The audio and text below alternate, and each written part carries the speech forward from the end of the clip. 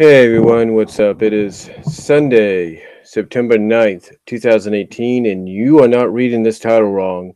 You are not reading this title wrong. I am indeed here to talk about the Season 8 finale of My Little Pony Friendship is Magic. The two-part episode, is known as School Days, which is kind of a play on the title from the Season 1 from this which is a play, I should say, or rewording and replay on the title from the Season 8 premiere, School Days, but instead of a D, we replaced the letter with an R, and as you have Raze.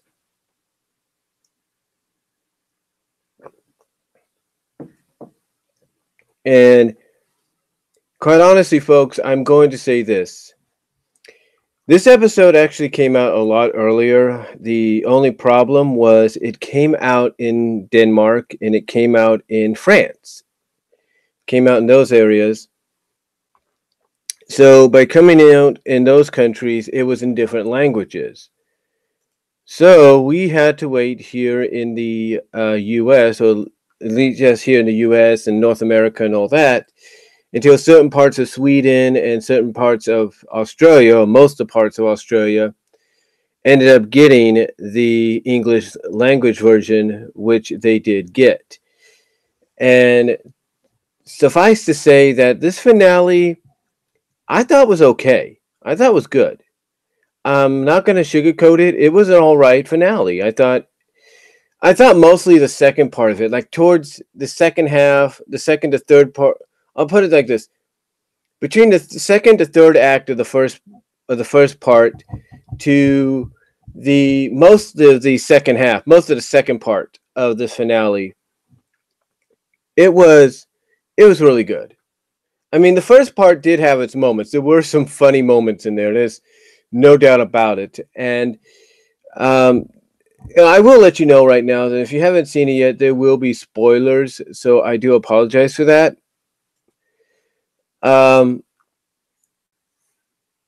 Again, like I said, there might be some spoilers in there. Let me fix something here for a second. So yeah, there might be a few spoilers, but by now I'm pretty sure a lot of us have pretty much seen the episode by now, or at least have a link to it in some way. But the episode, I'm gonna say this: the episode, like I said, was overall was all right. It was good. The overall two-parter was very good, and like I said, it really didn't. If you want more of a how do I put this? More of a critical side to this, and wondering where does it really pick up?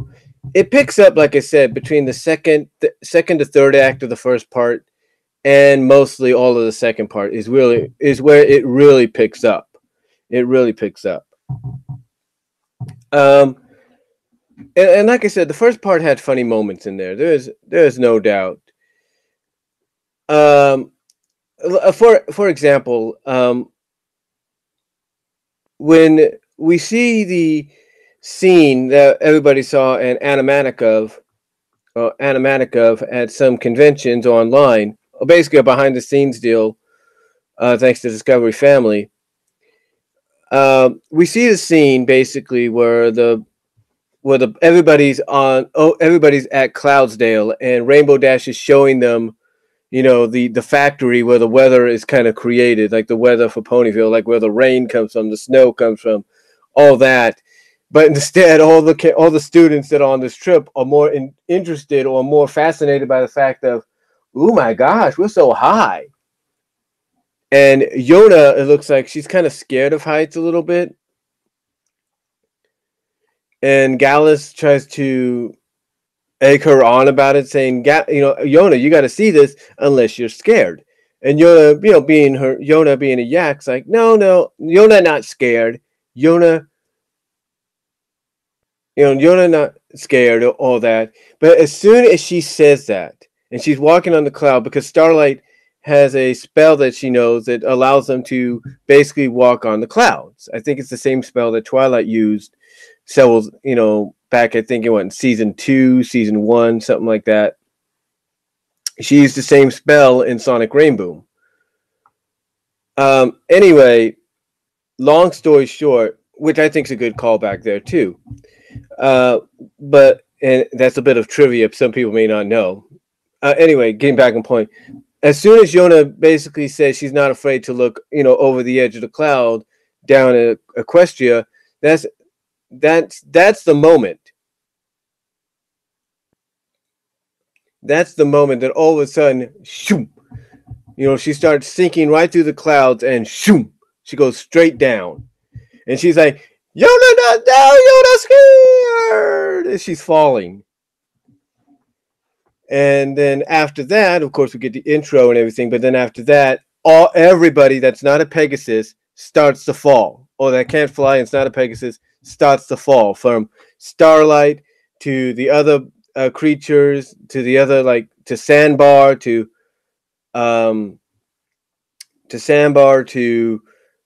who else? We know Yona. Let's see who cannot. The Oculus can fly. We know Smolder, Oculus, Silverstream, and Gallus can fly. So only 2 out of the young 6 cannot fly. So long story short, everybody that's not a flyer starts to fall through the clouds as well. And everybody has to get rescued. So after that, we go back to the school because we do start at the school with Cozy Glow receiving all these letters from Deliverer Derpy or Delivery Pony Derpy or Muffins or however you want to look at her. So she starts getting receiving these letters, and basically that's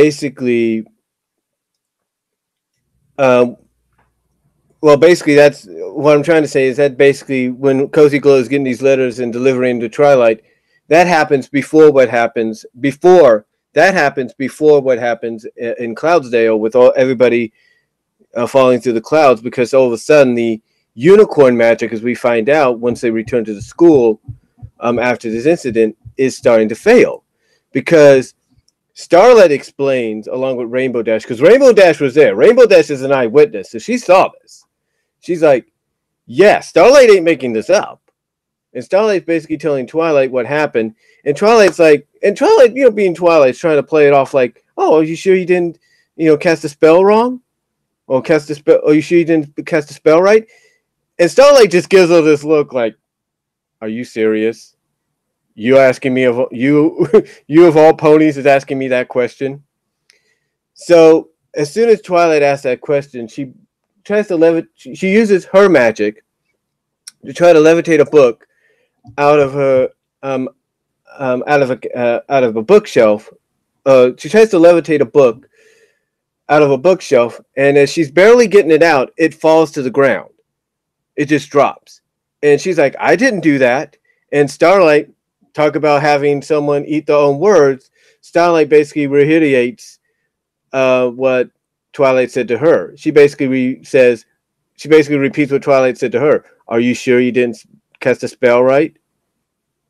And as soon as they say that, and Twilight just gives her this look like, okay, so I have to eat my words. Words, if you will. Or just gives her this look like, okay, I get it. It's not like she gives her a sarcastic look or anything. It's more like she kind of gives her a look like, okay, so something's up. I'll eat my words. But as soon as, Starlight rephrases kind of re-says what Twilight said to her, that's when we hear a loud bang on the door, and it's Rarity. We hear this, ow. Fluttershy opens the door and says Rarity hit her head on the door. And you see Rarity coming in, and she's crying and all that, in a typical Rarity fashion. And she says her magic is gone, and that she had to brush her hair with her hoofs. And you see the result, her tail, not her hair, but her tail with her hooves. And you see the result, and her tail is completely messed up, and the brush is stuck in between her tail, in the middle of her tail. And it's like, what the hey? It's like, what's going on here? And this is even frustrating Twilight. It's like, what the heck is going on? So, they're still curious about what's going on, what's happening. And all of a sudden, this is where Cozy Glow kind of starts to chime in. She's like, because Twilight's thinking this doesn't make sense. Why is suddenly all this magic disappearing? And then Cozy Glow starts to chime in and says, well, wait a minute. Didn't you teach us about a creature that sucks up magic? And she tries to play it off, and obviously, so, and okay, let's talk about Cozy Glow for a second. Ever since she appeared, everybody from Thespio, Dalswelsonator, to MisAnthroPony, to everybody in the analysis community, well-renowned, not well-renowned, up-and-coming, whatever, has pretty much called it out already that something is not right with Cozy Glow, that there is something more to this character.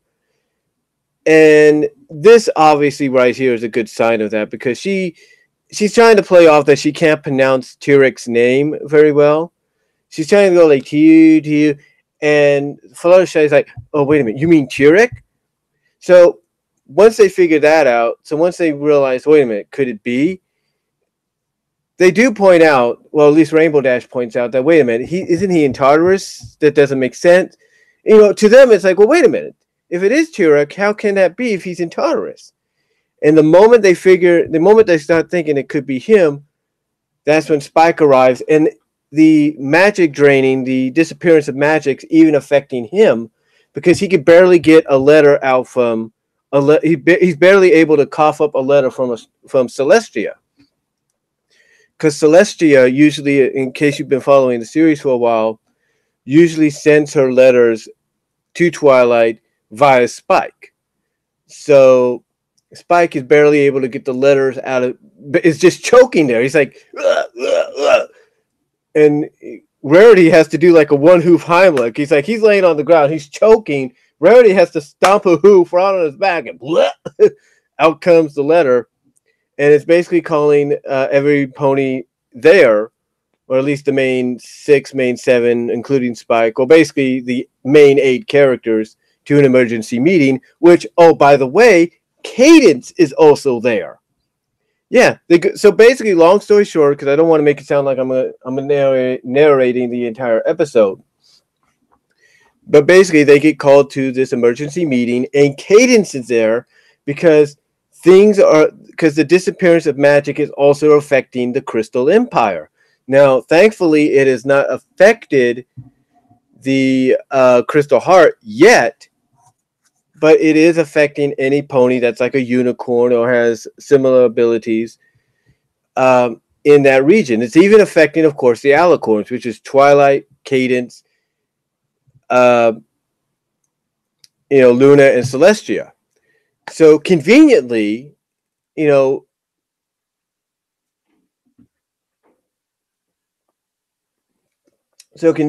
have a delivery pony. It's not Derpy. It's kind of like a special emergency delivery pony, it looks like, coming in, and he delivers a message to the princesses, which Spike, has to hold up, because usually Celestia uses her magic, like Twilight, to levitate the letter and read it. She can't right now, so Spike's got to fly up and hold the letter for her. So and here's the one thing.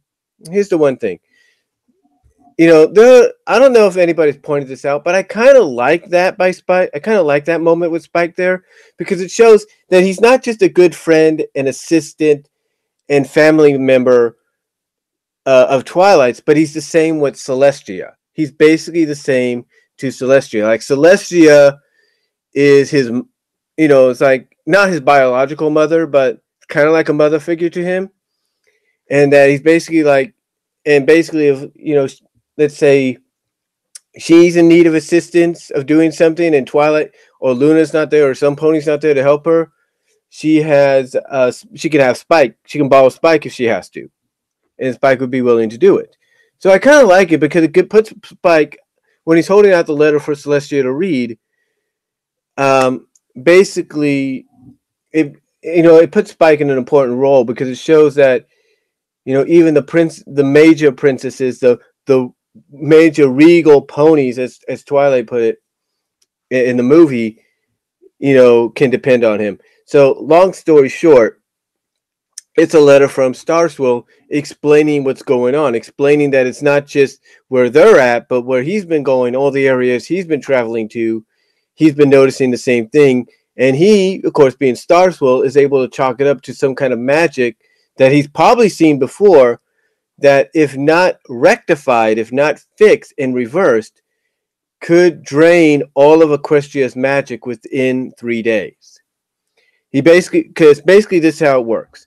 Unicorn magic disappears. Unicorn and regular pony magic disappears the first day. I think that's it. I'm not. So wait a minute. So basically, magic. It's a 3-day cycle. Magic disappear. Unicorn magic is the first to go. Earth, Pegasi, and Earth pony magic is the next to go. And then the artifacts magic is the third to go, and then that's it. So Twilight brings up, of course, what they all figured before, and that's Turek. It's like, could Turek, be behind this?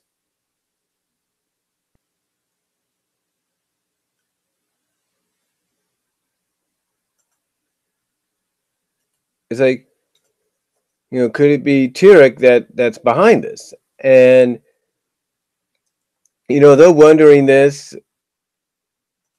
And so basically, long story short, because like I said, I don't want to give anything away really.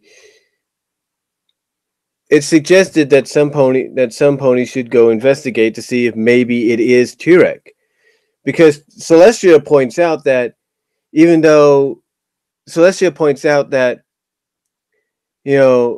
either he's escaped and he's draining magic like he used to, or he's finding a way to do it from within Tartarus. Well, let's just say the latter is more of the answer than the first. So yeah, the latter is more of an answer than the first, because of the fact that we find out later on that he is kind of doing it, not particularly on his own, but he is kind of doing it, or he's at least in cahoots, or has a knowledge of it happening from within.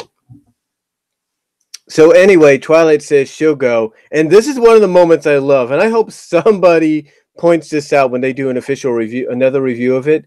I love this part here, because Twilight says, because when Luna suggests that some ponies should go and investigate, Twilight steps up and says, "We'll go," and then Rarity kind of steps up after that, or kind of interrupts her, or stops her right there by saying, "Whoa, whoa, whoa, whoa, whoa, whoa!"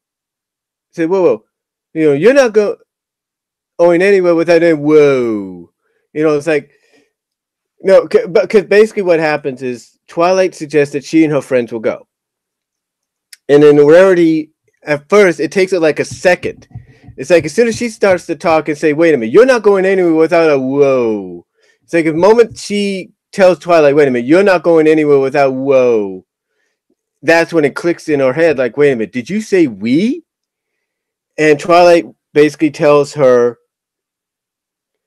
and the others that she's learned her lesson, that she can depend on her friends to help her out in a situation, which, if you're not paying attention, is a great callback to the movie.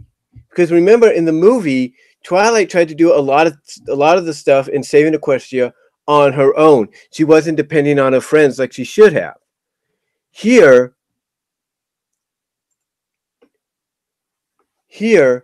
she was able to basically admit right there that she's learned her lesson from that moment, from the movie. She was able to admit, "Hey, look, I've learned my lesson the last time we were in a situation like this, and I'm not going to make that same mistake again." So I love that moment where basically, of all characters, her eyes just go her eyes just go from being big and expressionist, being big and wide, to shrinking down, like, "Whoa, wait a minute, what did you just say?" It's like, "Whoa, what did you just say?" Because it dawns on her, like I said, that Twilight basically pointed out, yeah, I've learned my lesson. Excuse me, I've learned my lesson. It's like okay. It's like basically, like I said, and I'm sorry if I'm feeling a little distracted here. I'm kind of reading stuff while I'm doing this. But basically, Twilight admits, look, I've learned my lesson. I know what happened the last time. I'm not making that same mistake again. So basically, like I said, she comes out and she admits that, she's realized that she can depend on her friends. So yeah. Basically, it was like I said, some people may have not been able to point that out or notice that, but I thought it was a great callback to the movie. The fact that when she tells Luna and Celestia that they'll go and check it out, and Rarity stops her right there, thinking she's talking about herself, and then all of a sudden it dawns on her, she's like, "Whoa." It's really, really funny. I think it's a really funny moment there. Like I said, it's a really funny moment there that Rarity has. So yeah, Rarity basically has that moment, which I thought was one of the best moments in the episode. In the episode, anyway.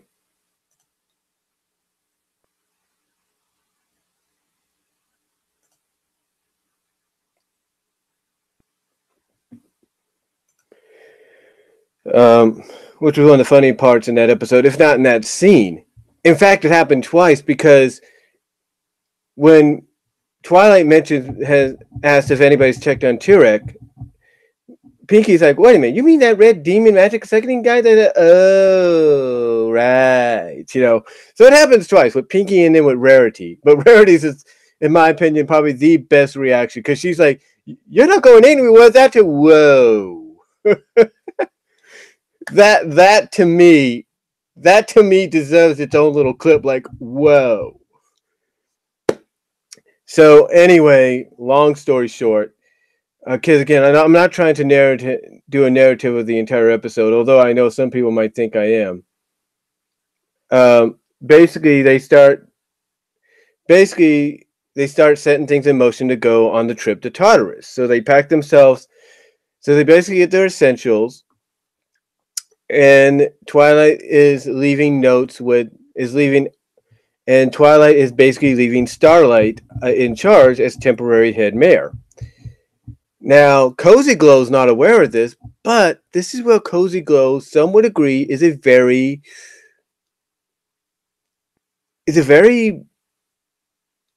probably, I'm going to say it. People have been saying, because here's the one thing about this finale. It's kind of split down the middle, but a majority of fans have said that the only good thing that comes out of it sometimes is Cozy Glow being who she is.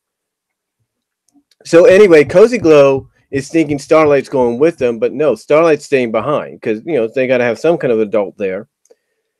So Cozy Glow, she's a little disappointed, kind of plays it off that she's disappointed. So she basically comes up with an alternative plan to get Starlight out of the way. And she basically walks Starlight off screen thinking, "Hey, we can get started right now. We can get you everything ready for you being the substitute head mayor and everything right now. Come on, let's go." She's basically playing up to Starlight by trying to sweet talk her into saying, "Hey, I'll help you out right now. I'll help you get ready, get everything prepped and ready to go as the substitute head mayor, which Starlight, agrees to do. She's like, "Okay, fine, look, we can do that." And she walks off screen with Cozy, which Twilight then looks at Spike and thinking, "See, everything's going to be all right." And then in typical Twilight fashion, the moment she says that, she turns around, grabs, kind of lifts Spike up a little bit with a oof, and says, or lifts Spike up by the collar a little bit, or his backpack, if you will, and then looks at him and goes like, "Please tell me everything's going to be all right." typical Twilight freak out there, or small freak out. She's like, please tell me everything's going to be all right. Because she's basically affirming to Spike, see, everything's going to be all right. And then as soon as Starlight and Cozy are out of range, she turns to Spike, grabs him by the collar, and goes like, please tell me everything's going to be all right. And Spike has to do this face palm like, oh, God. So, anyway, moving forward, we get a meeting. We kind of get an assembly with the students, and Cozy Glow's there at the podium to talk. And here's where finally you have some of the main cast, or at least for this season, the main cast, very suspicious about something going on. And the characters that are suspicious about something going on, believe it or not, Gallus, Smolder. Mostly Smolder. Smolder, I don't know who... Oh, sorry about that. I don't know who's been talking to Nicole Duboc or Josh Haber, but the way they have written Smolder in these past several episodes, or in the episodes she's been involved in, either with her fellow student 6 or individually, that is a Smolder you can get behind. And this is a good example of that, because Smolder is suspicious. Gallus is the same way. And of course, the non-pony creatures. Gallus is a griffin, and Smolder is a dragon. So they're very suspicious.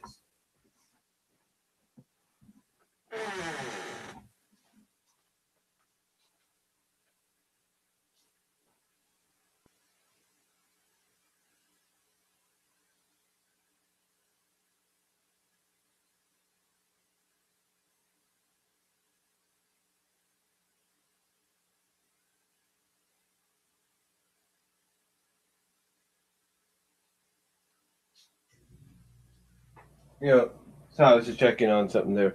But yeah, they're very suspicious. Like, something just doesn't make sense to them as to why suddenly here's Cozy Glow, who's coming out and basically telling the students that she's been left in charge. And Gallus is the first to call her out on it and saying, wait a minute, I thought Starlight Glimmer was running things. And then conveniently, Cozy brings out this letter explaining that, this letter that she said Starlight wrote to her saying that Starlight basically went and helped Twilight because Twilight needs her, which obviously we now know is a complete lie. So yeah, the students are kind of suspicious, but Cozy Glow being who she is, being depicted and described as who she is, manipulates the students into thinking everything's going to be all right, and basically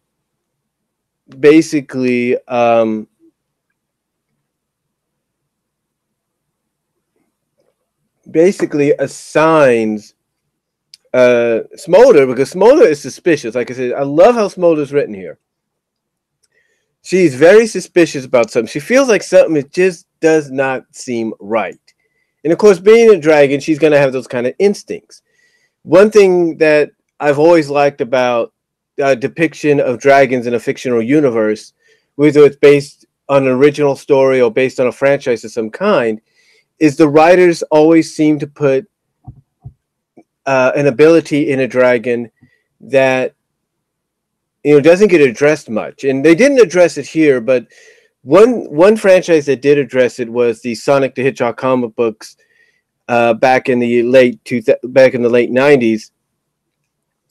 During the Endgame miniseries, around I think it was the fourth part, I believe, the finale part. But basically, Dulcie reveals to Knuckles and to Jeffrey St. John, two characters who are involved in the story, that dragons can sense when somebody's telling the truth and who's not, and when they're lying. And that she knows Sonic is telling the truth. And Knuckles confirms that by saying, yes, Dragon's word is fact.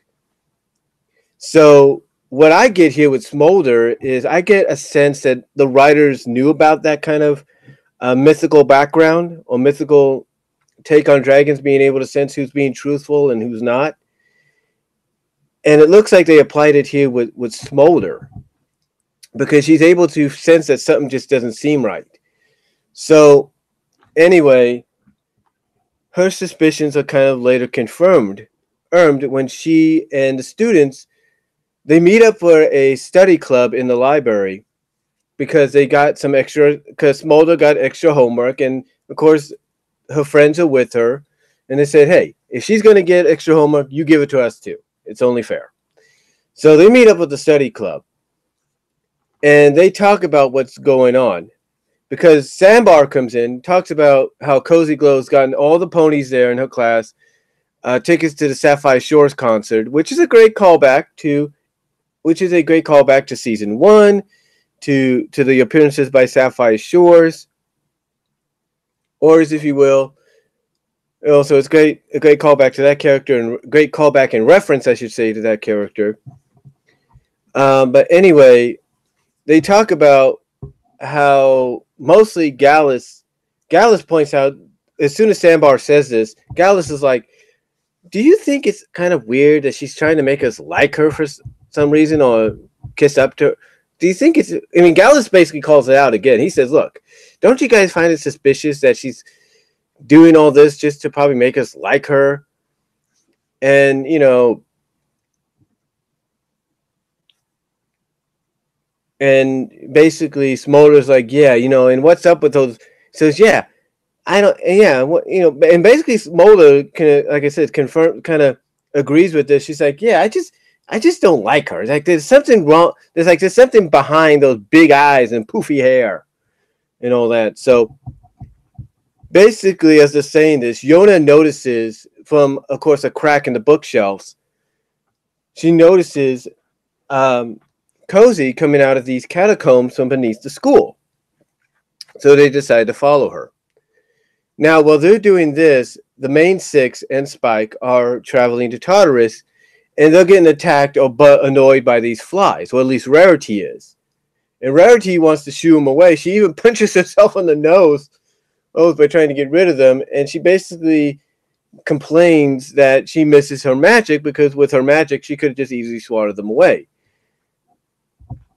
And Twilight basically says, have you used your tail to try to swat them away? And Rarity's like, I don't think so. This is for decade. Rarity is like, but okay, so what I'm trying to say is, while the students are following Cozy Glow to see what she's up to, we see the main six going to Tartarus almost at the same time, and they're all being annoyed or being bugged by these flies. And Rarity's trying to get rid of them. She punches herself in the nose with her own hoof, complains at the fact that she misses her magic, because with her magic she could have easily swatted them away, or kind of put a shield on her to be rid of them. And Twilight basically suggests, or asks, well, have you tried swatting them away with your tail? And Rarity's like, bite your tongue. This tail's for decorative means only.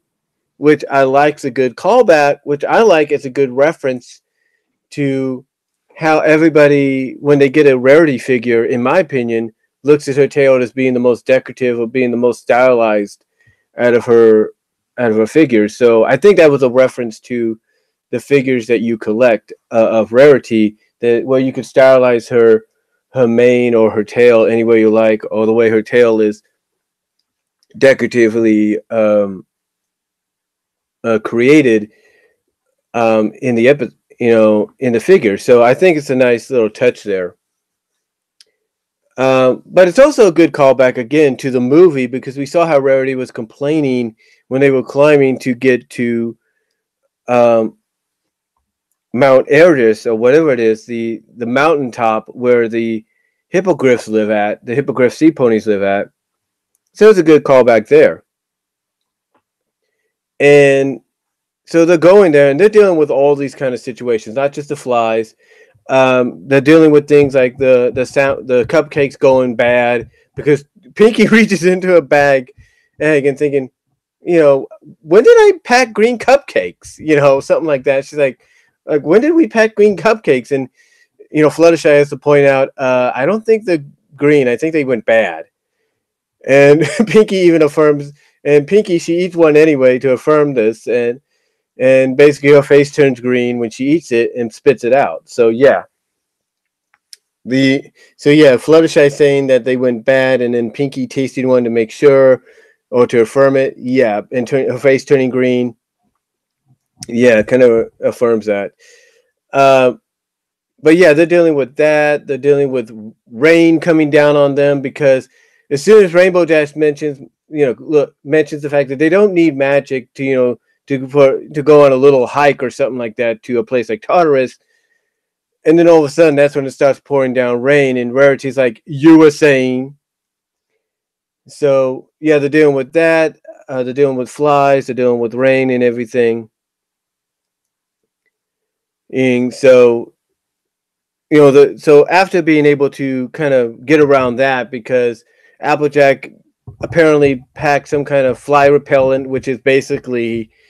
I guess you could say the equivalent of manure or whatever it's called, because when Pinky sniffs, she's like, "Ugh, it smells just like it looks." So you kind of get the reference there. They apply it a little bit. They apply it to themselves, and again, my elbow hit the pop filter there. But like I say, they apply it to themselves, and in Rainbow, even though she can't stop the weather, she's able to at least grab a cow. Easy for me to say. She's able to go up into the clouds and grab a cloud or a piece of cloud to cover them in. While it's raining, so they can head down, so they can continue their journey to Tartarus. Anyway, I know you're all thinking, get on with it, Brian. Get to the point here. So anyway, they reach Tartarus and everything. And they can't, and they see that it's still sealed up. So that confirms that Turek didn't escape. But they still need to get in to find out, if he has any part in this. And they can't do it without magic. But conveniently, Cozy Glow packed a Deus Ex Machina, if you will. It's kind of, I can't even think of the name right now. But it's basically a skeleton. It's basically a crystallized, it's shaped like a crystal almost, but it's like a crystallized skeleton key, which can fit into any slot to open up any magic door. And it's conveniently there because artifacts have yet to lose their magic. So they use it, and apparently you can only use it once. Because it does open the door, but as soon as Twilight touches it, after it opens the door, it disintegrates. So they're only able to open it once. Now, while they're doing this, the Student 6 are following Cozy Glow, and they see her head into Twilight's office, and surprise, surprise, who's there as well, but Naysay. Naysay is there, wondering what's going on, and you're thinking, wait a minute, why is he there? Are they in cahoots? No, he just showed up, because he was going to go there to let Twilight know what was happening, but apparently Twilight scampered off to figure it out herself. So he's not happy about this. So by her scampering off, he decides he's going to take control and everything. And Cozy Glow plays along with this. And then during this, they discover that they're being spied on by the students. They capture the students, get ready to lock them up, and Sandbar decides to betray his friends. Or so it seems he decides to betray his friends by deciding that he wants to side with Sandbar and, help preserve the safety of ponies. But it's actually all a diversion, because what he's doing, well, not a diversion, but it's a diversion for Naysay, because all he's doing actually is biding some time. He's getting out to find out what's going on, to find out the truth, as well as get help. And the help he gets is from the CMCs. And this is where their role comes in. So while he's doing that, the ponies, the main 6 and Spike, go into Tartarus. They notice that all the creatures there have lost their magic. All the creatures have lost their magic. Same like with Spike earlier, because, he couldn't cough up the message from Celestia. So they notice all the creatures have lost their magic, because one of the creatures they first encounter is supposed to turn them to stone, but it doesn't, because it's lost its magic. So after getting Fluttershy to convince Cerberus, the three-headed guard dog, to let him pass, they finally confront Turek. And Turek does admit flat out, well, doesn't admit at first, but he does he does admit, I'll put it this way, Turek does admit he knows what's going on, and that yes, he has a part in it. He has a part in it, but it's basically because his part is writing down and communicating with his pen pal about about how to drain magic from Equestria, and he found the idea so inspiring that he decided to help her out. Decided to help his pen pal out. Because part of the plan was to not only drain magic from Equestria, but by doing so, it would lure Twilight and the others away, and to Tartarus, because that would be the first thing they would think of, and that of course connects to what she mentioned, or to what his pen pal, who I know we all think it is now, which is Cozy Glow. Cozy Glow, it connects to who Cozy Glow talked about earlier, and all that. So getting to the point here. Getting to the point. I know you're getting tired of me saying that. Getting to the point. Turek basically, like I said, he admits that he has a part in it, and that his part was he was going back and forth writing letters to his pen pal and giving them ideas or letting them know how they could drain magic from Equestria, how they can suck it out, because he can't do it himself. But he's letting them know, because apparently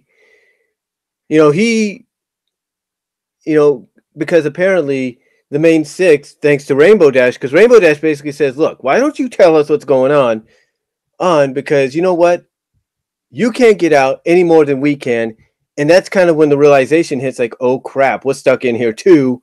Because Rainbow Dash points out that, look, you're stuck in here as much as we are, because there ain't no more magic keys to unlock that freaking door. Which again, like I said, finally dawns on them, like, oh crap, we're stuck here too. And Turek basically points out, yeah, it's a pity for you, but it's sweet revenge for me. Because, and if you're wondering what he means by sweet revenge, it's getting back at Twilight and her friends for beating him and taking away his rifle, as he puts it. Well, he doesn't say it, but basically you could tell he's getting his revenge, his payback at them for taking away his reign as the king of Equestria. So, yeah, he basically finally does reveal who it is, but the way it's revealed is to us cutting back to the school when Sandbar and the CMCs arrive, and Sandbar says, Cozy Glow. And so they go down to the catacombs where Cozy Glow was at, and it's there that as they're walking by, or as they enter the catacombs and they're on top of this upper area, that they notice Starlight trapped in an orb. So now we know where Starlight ended up when she was led away by Cozy Glow. And that is one thing I admit they should have probably added in, is to show us how the heck did that happen? How did she get how did Cozy Glow get Starlight in there? And apparently Starlight's acting like some kind of battery or something like that. I don't know. But her magic's being drained in a big way. Well, her magic's already been drained, but she's basically suffering in there. She's trapped in there. She's suffering. Well, she's not totally suffering. She's just trapped in there. It's kind of weakening her. And basically, we hear, and Sandbar and the CMCs, they see this, and then they hear Cozy Glow. And then Cozy Glow basically says that, well, let's put it this way. Cozy Glow basically admits that the reason she led Starlight into that is because she knew that if Starlight was set free, Starlight would probably prevent her from accomplishing a goal. So by her trapping Starlight in there, she knows that Starlight, just because I think she knows about Starlight's past, is a threat, or was a threat, to her potential takeover of the school. So yes. Long story short, Cozy Glow is finally revealed, as if we didn't know it already, as the main threat here. She's the main villain. And she even admits that Starlight may have company if Naysay doesn't get off her back. So you can tell that something, and when she says the words back off, her face kind of detorts a little bit. So you kind of tell that mentally something's not right upstairs. But her main goal is this. Her main goal is to drain Equestria of its magic, send it to another realm, or as we find out later on, the ether, and basically, in the end, to become the Empress of Friendship, and thus the Empress of Equestria. So yeah, that was the ending of part one. And I do apologize if I sounded like I narrated it a little bit. I do apologize for that. But that's just how I am sometimes. That's just how I am. And if you don't believe me, you should take a look at the Brony Reacts videos, which are great. They are really good reaction videos either way. They're great reaction videos. Either the reaction videos with AC Race Best and Silver Quill and their comrades, or the reaction videos with Thespio and Midnight Sonata and Voice of Reason and all of them as well. These are all good reaction videos, so you gotta check them out.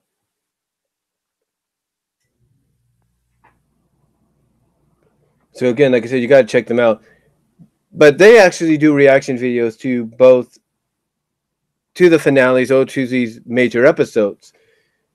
So yeah,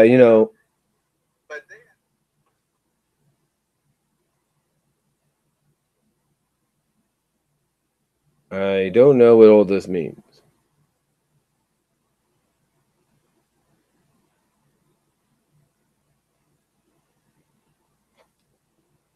Yeah, I do apologize if you can't understand what I'm saying, so I do apologize for that.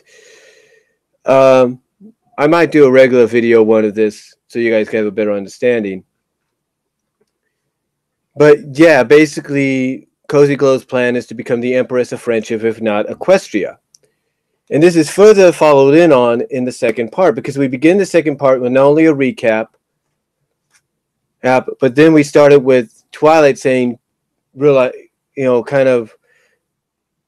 basically Twilight, we see, well, after the recap, in the intro, we have Twilight coming to the realization that Cozy Glow's behind all this. And then, that's when Turek basically says, look, and basically Turek explains, look, he's not a fan of ponies, but when he found out when Cozy Glow told him what her idea was, he found it inspiring, and he felt, hey, this is a good idea. I'll help her out with it. So, yeah, Twilight then leads the others out of there to try to get to the school. Now, Applejack kind of says, well, we shouldn't worry. Starlight's there, right? Starlight can take care of things. But Turek reaffirms that, look, if Cozy Glow can outsmart you guys, she's outsmarted Starlight, which, as we saw at the end of part one, she did. So anyway, they try to get out. Rainbow Dash runs into the door trying to bash it down, which doesn't work. So they have to come up with a different plan. So they decide. So Twilight comes up with the idea, like, wait a minute. All these other creatures, including Turek, may have some magic still left in them, just enough for us to use to get out of Tartarus. So they come up with an idea to get the magic they need. And even Twilight points out to Turek that, hey, Because after Turek gloats at the fact that, hey, you're stuck here with me, Twilight has to point out, hey, do you realize what's going to happen when all magic is gone? And Turek basically answers her by saying, yeah, you'll be stuck here with me. You'll be stuck here just like I am. And Twilight has to, in her own unique, and she's got this little look on her face, like this little smirk on her face, like, yeah, and guess what? You'll be stuck here with us. Yeah, we'll be stuck here with you, but guess what? You'll be stuck here with us as well. Well, she doesn't say as well, but she basically says, yeah, but you'll be stuck here with us. Or basically she says something along the lines that, along the lines, she basically says something along the lines of, yeah, but you'll be stuck here with us, but you'll also be stuck here with us. Which suddenly the realization of that dawns on Tira, like, oh, I didn't think about it. He even says it. He's like, oh, I didn't think about that. Because I think in a sense it's kind of dawning on him that, wait a minute, Cozy Glow didn't say anything about me being stuck here with you guys. Or you guys being stuck here with me. It's like it's finally dawning on him that, yeah, they'd be stuck there, but he'd also be stuck there with them. So anyway, they come up with an idea to get the magic they need. One of the ideas has Pinky. Pinky even volunteers herself to do it. Says, okay, now we just need to get the magic out of Turek.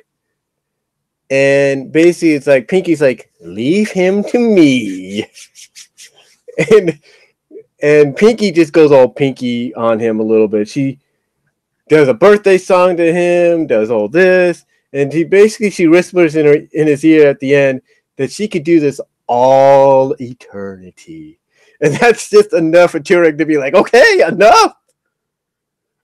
We'll do it. I'll help.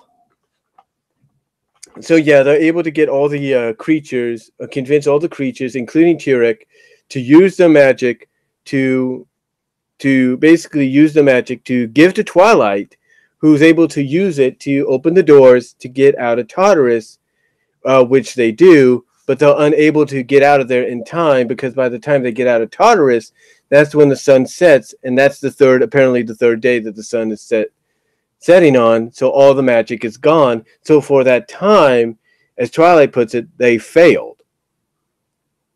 Now, as this is happening, Naysay decides to take over the school, but Cozy Glow, being Cozy Glow, is able to use the words that Naysay is saying in his speech, if you will, to kind of confirm that things are going to change.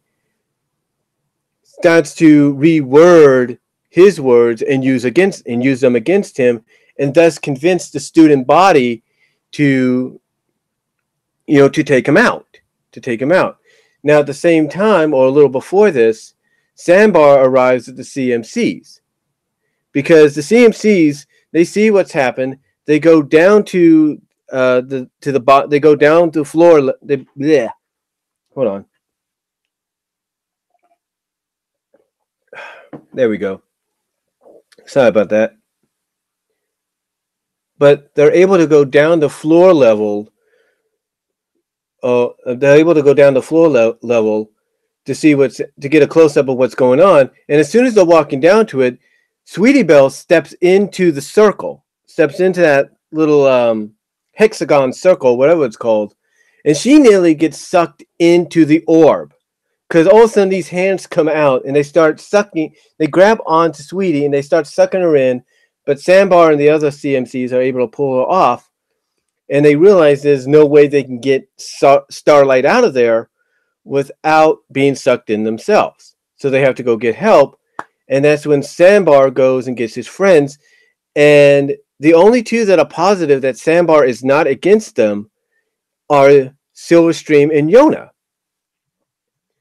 And this is even confirmed when Silverstream basically brings up, well, maybe he just did that so he could spy around, find out what's going on.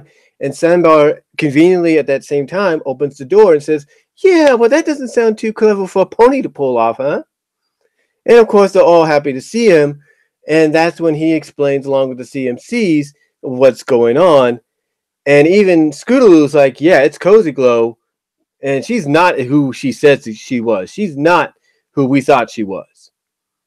So anyway, after this happens, they notice the students are carrying Naysay off after, like I said, Cozy Glow rewords and rewords the words or the sayings or the speech that Naysay spoke to the students against him, and thus they are dragging him off towards the office and they chain him up.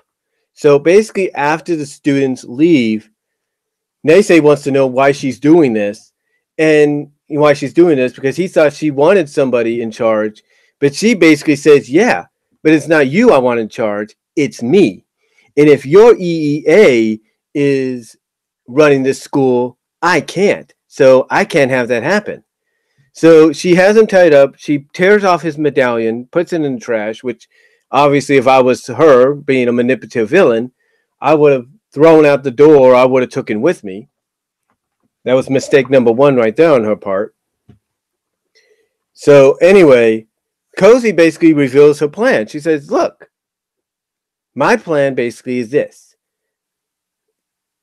Once I become head mayor of this school, that'd be the first step. And then I will basically, I'm not going to get dramatic here, but basically her plan is like a step-by-step process. First step, take over the school, get everybody in the school to trust her as a friend, as somebody they can believe in.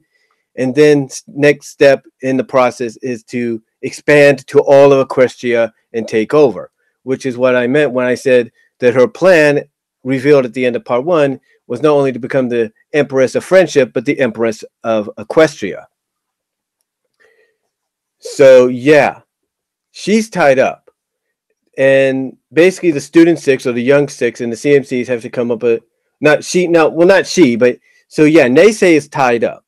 So the CMCs and the student six or the young six have to come up with an alternative plan. And the plan is to have the CMCs distract Cozy Glow while they free Naysay. But you could tell already that Cozy Glow is not going to buy it. And how is this confirmed? Because later on, as she's, I guess, playing into the CMCs wanting to help her and them being glad, oh yeah, someone our age is running things now, cool. She leads them to a cleaning closet when she says, oh, she needs help cleaning around here. So she opens up the door, the cleaning closet, and the CMCs, they walk in and they're thinking, wait a minute. And Scootaloo points out, wait a minute, this whole place is clean. And then she gives them that look, like the stained look. She shuts the door on them and she's like, do you not think I don't see a diversion when I see one? Or do you not see, or she basically points out that they didn't fool her, that she saw right through the diversion or the distraction. So that's one thing about Cozy Glow in this miniseries in this miniseries finale, this two-part finale, is she always seemed to be one step ahead, even when you think she shouldn't be. She's always finding a way to be one step ahead, even in the moment. So yeah, when the student six go down to the catacombs, they realize one of the things they got to do is free Starlight, but they can't do it without being sucked in. So they think, oh, wait a minute. So they have to figure out a way. Gallus points out what he's learned and basically says the reason he knows about that is he's studying because finals is coming up. Oculus confirms this, and just basically when they're about to figure out a way or find a way to get Starlight out of there, that's when Cozy shows up and she starts using what they said against them. She starts manipulative. Obviously she hears what's going on and starts manipulatively using what she said or what they're talking about against them. They're trying to point out what's happening. She's using what she's rewording and manipulating what they're saying against them to convince the students to take them out. So as she convinces the students to do that, and they're trying, and the rest of the young, and 5 of the young 6, except Sambar, because he's a pony, and they're not going to harm a pony, are trying to fight them off. or trying to defend themselves, Gallus gets sucked in or falls into the orb and gets trapped in there with Starlight. And Smolder sees this. She's like, goes right after him, and she gets sucked in. So does Yona. So does Silverstream. So does Oculus. So basically, the Young Six, they get sucked in. And the students, they notice this. And one of the students, if not two of the students, point this out. Oh, and they're thinking, well, shouldn't we help them? And Cozy Glow's like, hey, they brought this on themselves. And another student brings up, and the students, but these two students right there, the two female ponies, they bring up what they learned in class from Dash and Rarity, because one student brings up that Dash taught them that sacrifice is probably the best example of loyalty to your friends. And of course, Cozy Glow doesn't want to bother with this. So anyway, Cozy says, look, the elements of harmony are all important, and everything. She says, yeah, the elements are important, but she believes, and so Cozy believes that even the tree of harmony, which bears the elements, can't even help at this time. And as she's trying to lead the students away, conveniently, that's when the tree activates, comes back to life, and for the second time in the past several episodes, assist the Young Six. And the Young Six are not only pulled out of this orb, but they are glowing the same colors as the elements of harmony. Basically glowing the same colors of the elements of harmony that the main six would glow.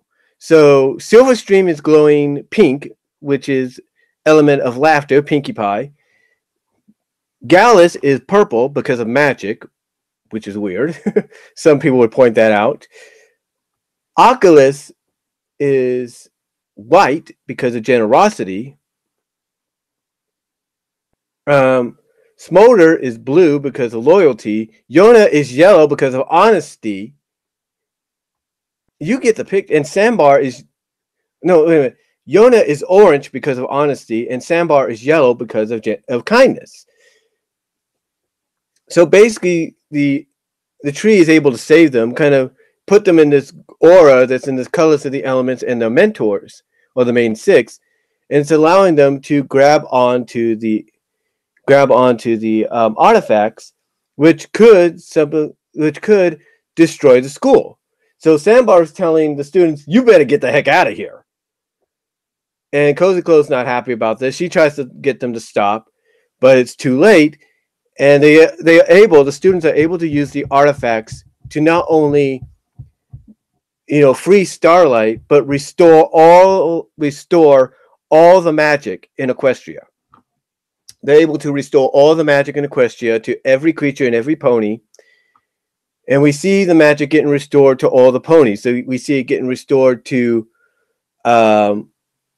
we see it getting restored to Celestia, Luna, and Naysay as they're traveling with the Royal Guard and everything.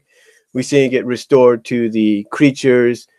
Even Turek, the little magic that he had, it gets restored to them. And, then we see it getting restored to the main six, which allows Twilight to teleport them back. And because the magic's been restored, Starlight's able to teleport them out of there, out of the school to safety. And, she says she's happy to see them as well, because Yona tries to pounce on her saying, "Yay, Counselor Pony safe." And she's like, "Yeah, it's nice to see you too." And Cozy Glow's not too happy about this. She basically says they ruined everything. Now Twilight and her friends will be able to return. And ironically, that's when they do. And they give her a look like, oh my gosh, you talk about looks that could kill. All 7 of them, the main 6 and Spike, they give her a look. As soon as they show up, they give her a look like, oh, she'd be dead on the spot right there. She'd be dead right on the spot. There is no doubt she'd be dead on the spot. So basically, she tries to play up like, oh, yay, my friends are safe. But then Applejack, I love this. One thing that Josh Scorcher, Firebrand, said in his review about Rainbow Dash a about Rainbow. Okay, the one thing that Firebrand said in his review of Shadowplay about Rainbow Dash was how on fire she was. How on fire she was, how she was spitting fire when she commented about how Spike beat Garble. And then how on fire she was when she pointed out to Star Swirl that, hey, Twilight earned her wings by finishing one of your spells. So Josh Scorcher is not wrong in that, because she was on fire. Applejack could be said, the same thing could be said about Applejack here, because as soon as Cozy Glow tries to act all innocent again, Applejack's like, you can cut the BS, girl. We know the truth. So you can cut the crap. That was basically Applejack's reaction. She says, well, she actually says that, hey, you can, what does she say? She basically says something along, you could drop the act, Cozy Glow. Your pen pal Turek told us everything about how he helped you steal all the magic from Equestria. So yeah, Applejack here. Applejack, I love this reaction. I've been waiting to talk about this. It may have been just one line, but the way she delivered it, it was like, you can cut the crap.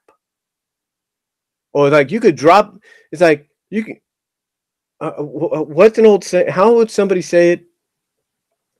Basically, Applejack's like, yeah, we ain't, because like I said, as soon as Cozy Glow tries to play up all innocent again when they arrive, Applejack's like, you can drop the shit. Oh, you can, excuse my language, God. But she's like, you can cut the crap, girl. We ain't buying it. We know the truth. You ain't fooling anybody anymore. Well, something like that. She's like, she basically, Applejack just tells her to drop the facade. We ain't buying it.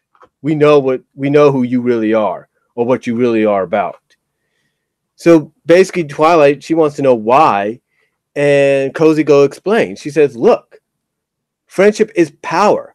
And that, yeah, you might be the princess of friendship, but as the head mayor, I can get more friends than you.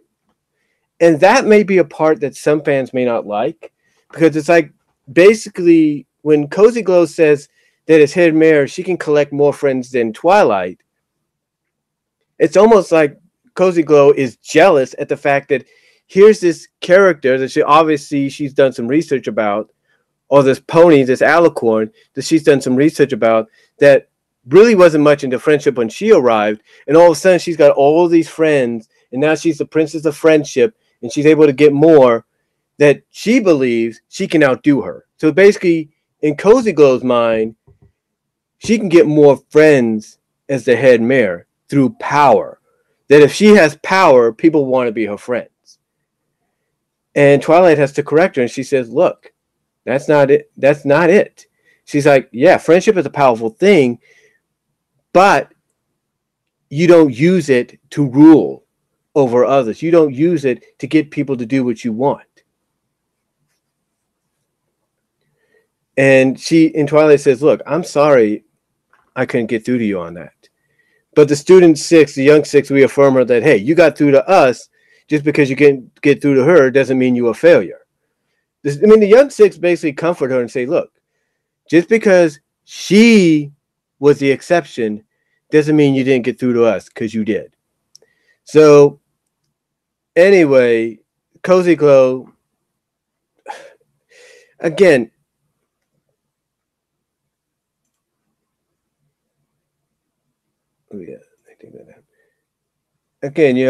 Cozy Glow, some people like her as a villain, some don't. But she basically, and I think the writers made her put in this line to basically be like a portrayal of some people that don't understand MLP and why fans like it. Because after Sandbar mentioned that, hey, if it weren't for you guys teaching us what we learned, or if it wasn't for us teaching us, or basically Sandbar says, after Sandbar even confirms that, hey, if it weren't for you guys teaching us teaching us about the elements and all that, we wouldn't be able to defeat her. Cozy Glow gets this attitude like honesty, loyalty, generosity, blah, blah, blah, blah, blah. She basically says, look, I don't need that crap or that nonsense to make friends. So she decides that, hey, if she can't do it at Twilight School, she'll do it someplace else. But she's prevented from escaping by not only the students, but by Celestia, Luna, and Naysay, as well as, and I know Josh Scorcher is going to love this, the Royal Guard. And by the way, there are female Royal Guards, which is basically a great addition to that group. So yeah, basically she's prevented from leaving, and we basically get a bit of an epilogue where the students think, because Naysay, he finally admits that he was wrong about Twilight and that he feels there's no other pony suitable to run a school of friendship than her. Twilight then sees her students in these graduation gowns, and Spike spitting up what looks like diplomas or whatever, or certificates. And basically they're saying, hey, we're practicing for graduation. Gala says, yeah, after what we just did, I think we're done here. But then Twilight,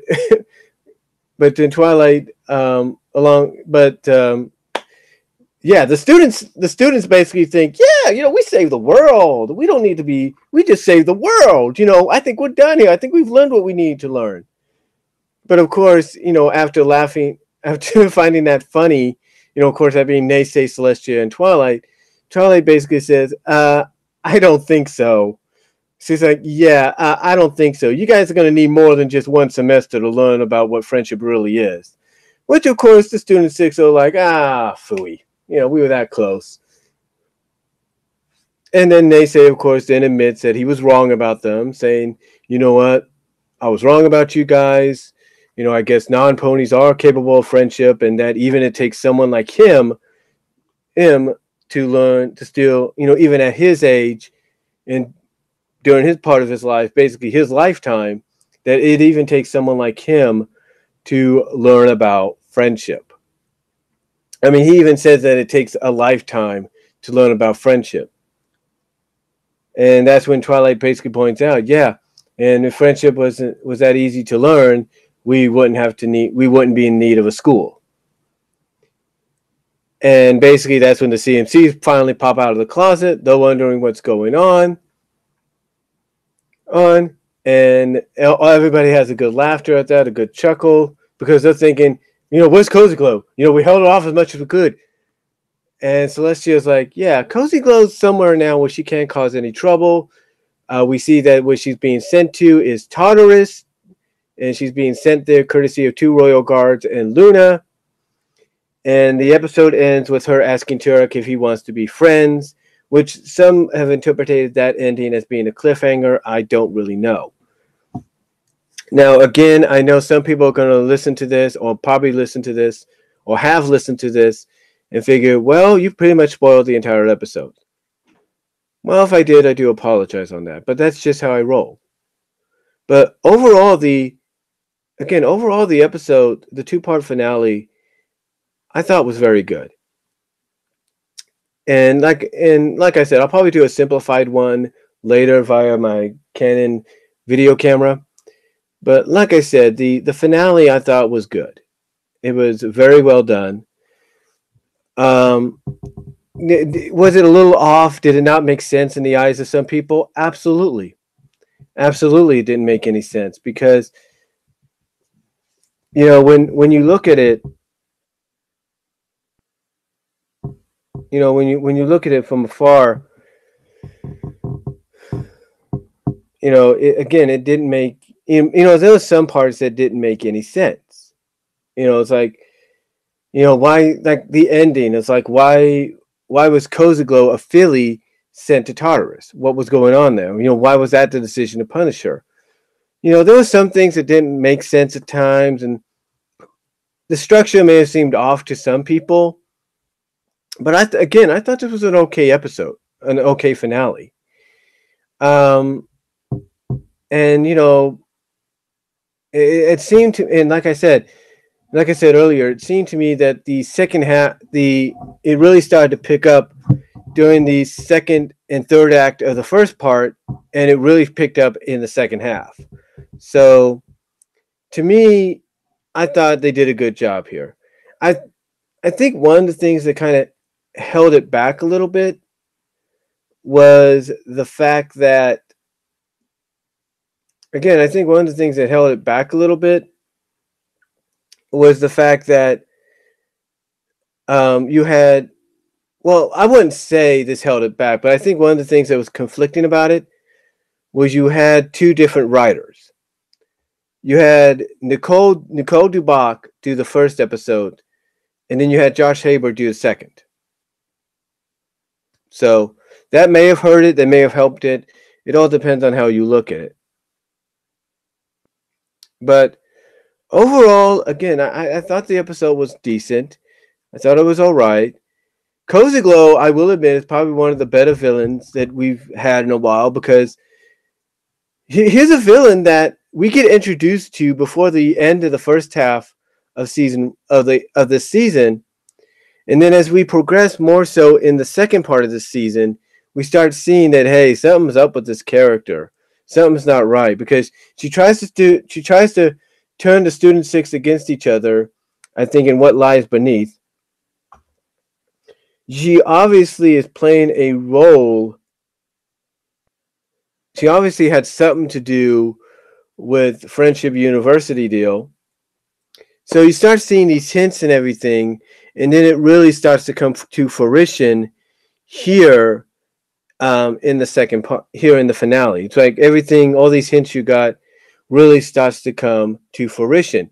And it even goes as far back as, like I said, to where episodes marked for effort kind of hinted at something was off about her, because the way she was first introduced and the way she was studying the elements of harmony. It's like it zoomed in on her face, and her eyes basically had all the elements of harmony within them, as she was studying them. So you kind of knew something was off even back then. But like I said, as you got into the second half of the season, you started noticing that something was really not right about her when she started to do certain things, like try to pit the Student Six against each other. She started to do this and that. And then, like I said, that all those hints and stuff started to come to fruition here in the finale. Now, again, I think one of the things that some people will point out is, okay, we see her lead Starlight away, but how was she able to push Starlight into the orb? Like, did she bring Starlight down, and Starlight saw the orb, and then suddenly she just pushed her from behind, and Starlight ended up inside? Is that what happened? If that's what happened, why didn't they show it? So that's kind of one thing that I think was a little off. Like, why didn't you show how she got Starlight in there? It's kind of weird and complicated. It's kind of like that was one thing that maybe it was for time restraints, but it would have been more effective if we kind of saw what was going on. But yeah, with the fact that here's the thing. Cozy Glow, being the way she was presented, definitely shows that you can have a competent villain that always seems, even in the moment, to find a way to be a step ahead. She always finds a way to step ahead. It's like pretty much she strategized for who knows how long on how to get rid of Twilight, how to get her and the others out of the way, and even found a way to dispose of Starlight to get her out of the way. Because, heck, she even says to Starlight that the reason she did it is because Starlight would have been a problem for her. Because, like I said, apparently she knew about Starlight's about what Starlight had done in the past, and she didn't need that interfering. So obviously, she didn't just notice the Student Six back in the episode What Lies Beneath as a potential threat to her, but she also saw Starlight as being a potential threat, if not more so. It's like she knew if Starlight was to remain, and Starlight probably saw what was going on, that her plans would be foiled before they can even get started. But why would she feel like Starlight would be a threat if Starlight's magic was gone? You see, that's the thing. And what she was doing to Starlight was attempted murder when you think about it, because she was not just using the artifacts and that orb to drain the magic out of Equestria. She was draining what magic and life force was still left in Starlight. She was basically nearly killing her when you think about it. I mean, she was basically nearly killing Starlight right then and there.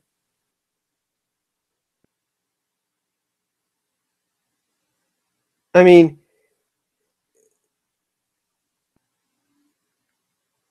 the fact that she was drawing the magic in from Equestria into that same orb that she had Starlight in, and that was pretty much killing her. That's pretty much killing her, in a sense. You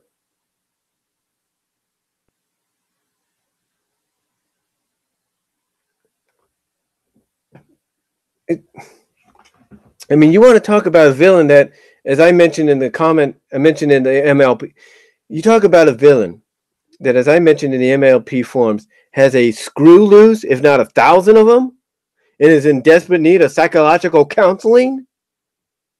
Starlight, and that's not, but Cozy Glow is it. And I know some people would say, well, wait a minute, she gets sent to Tartarus for what she did, but yet Starlight nearly destroys the whole space-time continuum, and she gets set off scot-free. Here's the thing. Starlight was willing to give friendship a second chance because Twilight listened to her. Twilight saw what was going on. Starlight was willing to show Twilight why she was doing this. Cozy Glow is beyond reasoning. The fact that she mocked what the elements were about, and that her main purpose for making friends was to rule the world. Ha ha ha ha. It's like, seriously. There's a screw loose inside of this kid. And you know what? Here's the thing.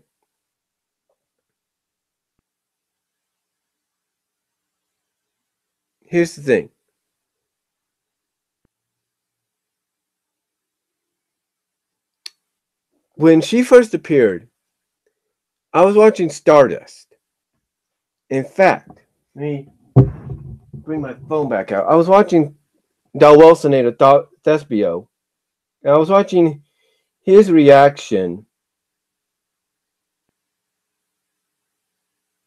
to this episode. And if I can bring it up here.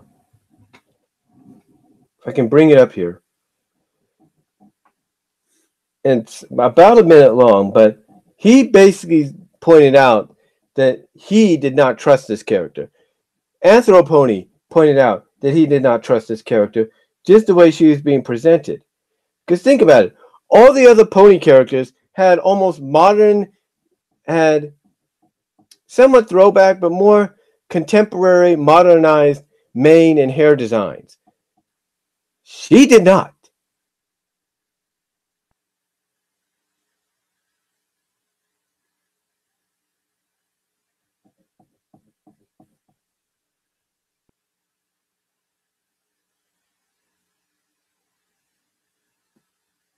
In fact, let me bring this up here.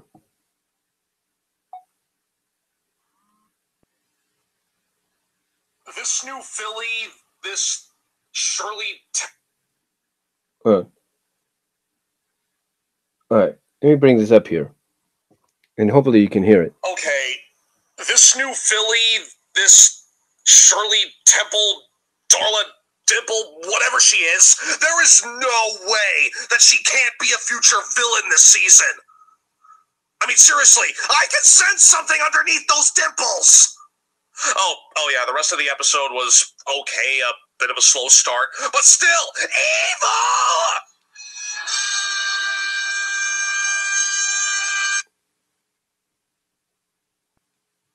So yeah, pretty much he, and then I think along with Map and a few others, pretty much saw it from the beginning. And here's the thing.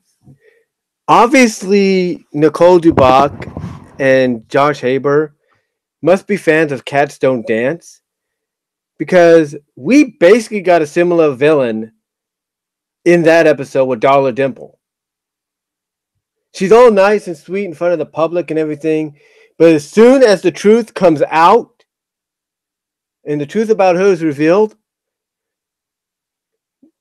it's like, yeah, this ain't who you think she is.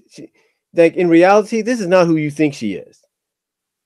I mean, the fact that when you think about it, and I think this might be the only criticism people might have, or the only evidence that, they like, that obviously they enjoyed this episode, that Josh and Nicole were fans of Cats Don't Dance, is the fact that when, after Twilight and the others teleport back, and Twilight is asking her why, she basically blurts out in front of everyone, not just the main six, Spike, Starlight, and the students, and the young six, I should say, but she blurts it out in front of the student body that's been following her the whole time, and only at the end, when they saw the sacrifice by the young six to save their friend, and that they started questioning maybe something was not right here, that as soon as she says what her intentions were about, that's when it's almost eerily similar to Darla Dimple.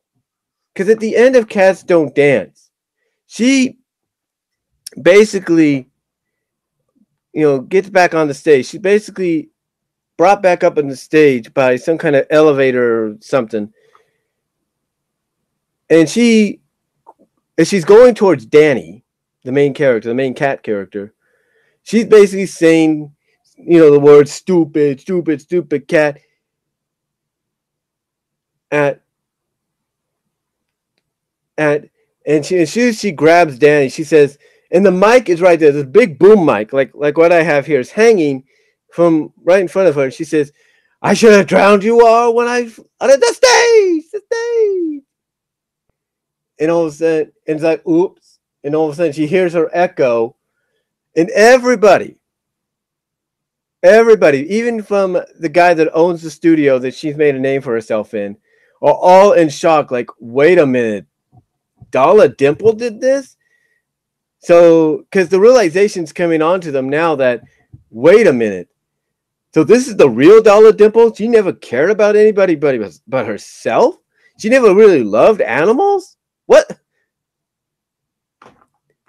And the similarity to identicalness to how, to how Cozy Glow is revealed and her true intentions are revealed is similar.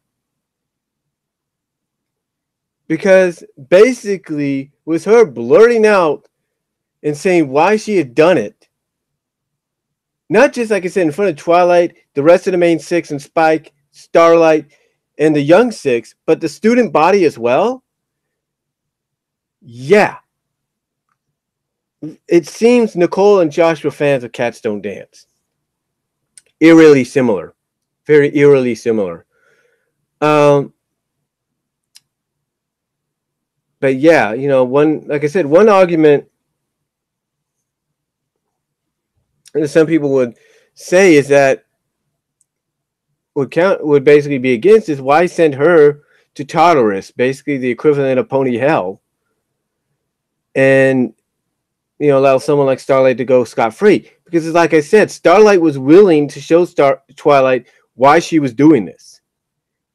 And then when Twilight basically talked her down from it finally and said, look, I'm willing to help you. I'll be willing to help you learn about friendship again. I'm willing to be your friend if you're willing to, give it a chance again. Which Starlight accepted.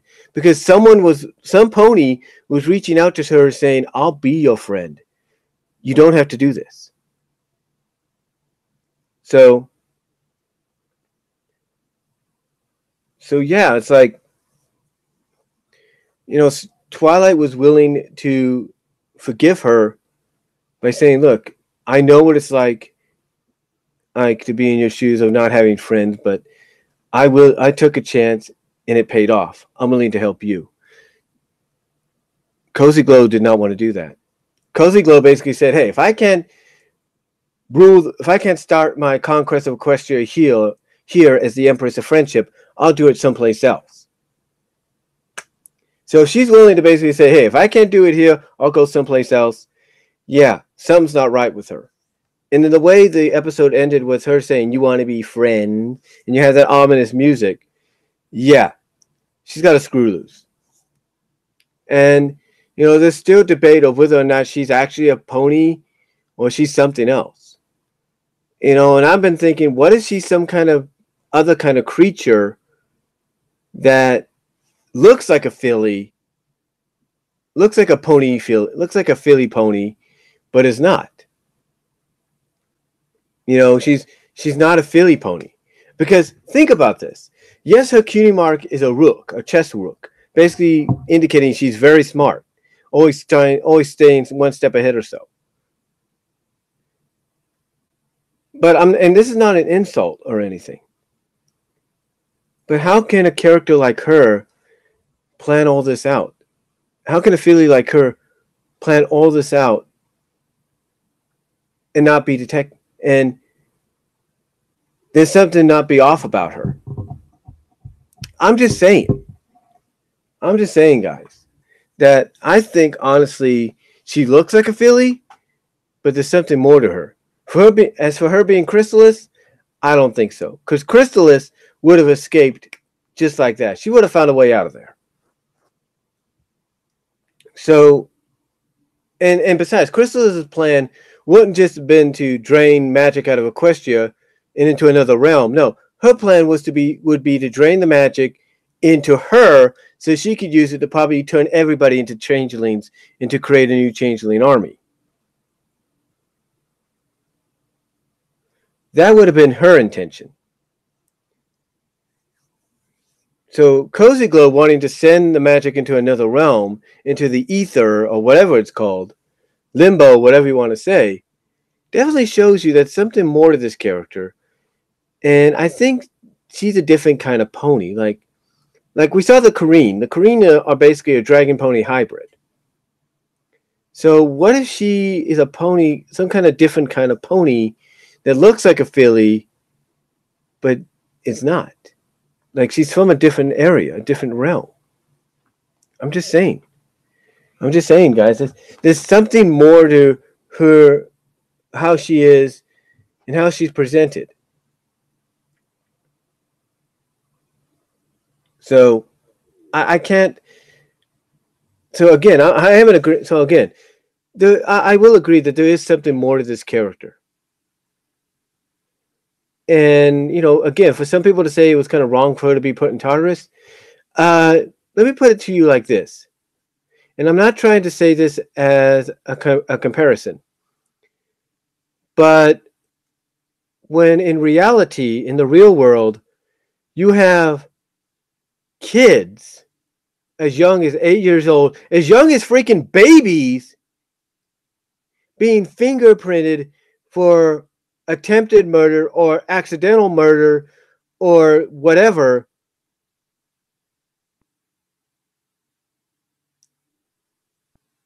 I'm not trying to say this is a comparison, but what happened to Cozy Glow here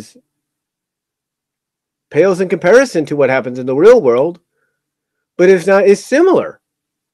Because you have teenagers as young as 13, 14 years old going to jail or juvenile hall for doing stuff like attempted murder or putting somebody in the hospital or whatever.